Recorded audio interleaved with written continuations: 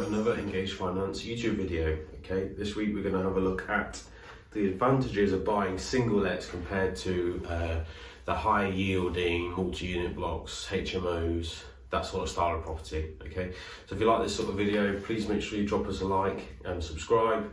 It really helps the channel grow and it's very much appreciated. So let's get into it. Single lets.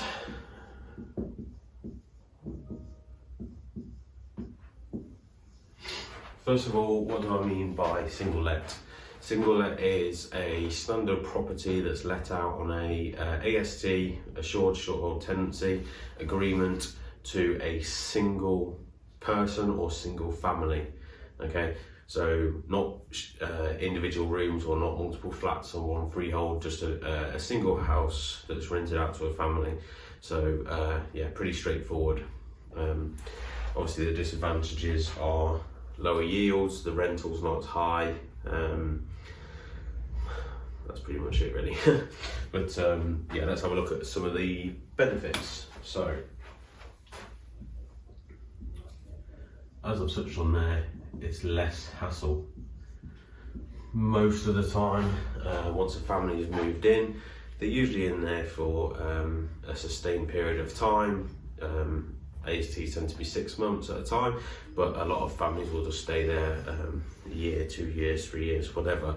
As long as you sort of look after them and they are comfortable and happy with the property, then you've got good reliable tenants that pay a simple fee every month, and you've got less hassle than having to worry with multiple individual tenants.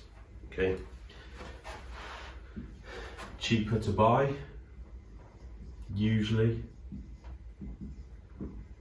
Okay, by that I mean usually if a HMO is up and ready to go, then they can drive the price up more, especially when you start looking into commercial valuations, compared to a single let. Again, to touch on, if it's not a HMO that's ready to go, then you've got to go through the whole conversion process to get it to a fully ready to go HMO. So with a single let, you haven't got to worry about any of that. It's just buy it, get tenants in, and you're good to go. Sometimes you could buy it with tenants in, but we'll come on to that in another video. But yes, it's a lot easier to get into the market, and they tend to be cheaper to buy.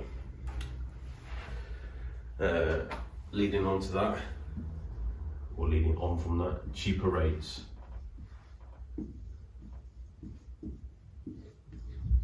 Not only just cheaper rates, but easier funding. Okay, you've got less criteria, hoops to jump through, and the rates themselves are cheaper on a single let property compared to those of a HMO. A lot of the fees also linked to it, valuation fees, arrangement fees, are also cheaper on single lets than they are with HMOs. Okay, so that's something to bear in mind. This one's a bit swings and roundabouts, less risk. By that I mean a couple of things. Less risk is easier to fill, i.e. the number of people looking for just a single let to rent is going to be a lot higher than those who are just after a single room, so it's easier to find tenants. Okay, something to bear in mind though in terms of the less risk side of things on the tenant point of view is, on a single let, if the tenants move out, then you've got no income coming into that property at all. Whereas on a HMO, if a tenant moves out, okay, you've still got all the other rooms generating an income. So when I say less risk, I mean less risk in terms of easier to fill. I mean less risk as in easier to sell. You've got to think of the market that are looking for just a standard property, either whether that be another landlord looking to put tenants in, or whether it just be a standard family looking to buy a property. You've got that whole market to cover, whereas the market looking for specifically at HMOs is going to be a lot less. Okay, so that's what I mean by less risk, easier to sell. Another thing, again, there's going to be arguments on both sides. but capital appreciation. Again, with HMOs, they can either be valued on a commercial basis or they can be valued on a bricks and mortar basis. With a single let property, it's always bricks and mortar. Therefore, if the property market goes up, you tend to find that a single let property mirrors what the property market is doing, i.e. you can take advantage of capital appreciation. Whereas again, with the HMO side of things, because they're not as easy to sell, i.e. you're looking for a certain person to buy them, and those people tend to be quite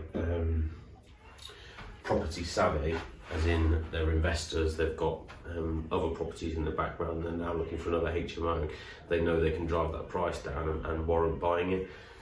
Capital appreciation on a single let is designed, the market is designed for primarily those looking to buy a property and move into it, i.e. it mirrors what the market is doing.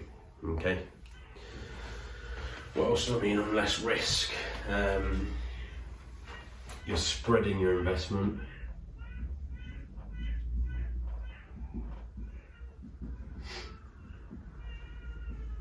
Okay.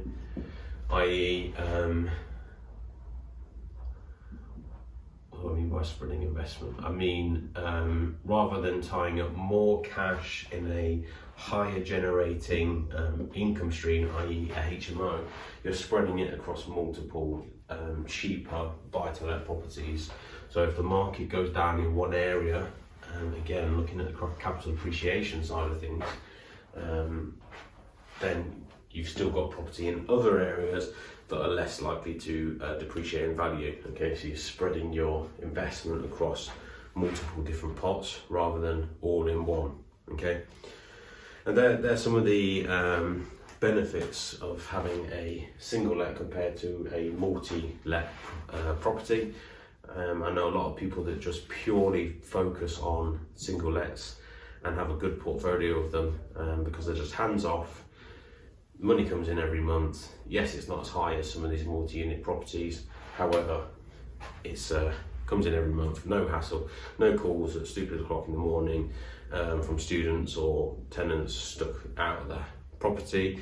You know, it tends to be more of a loyal customer, so to speak, rather than in and out, a stepping stone style of property.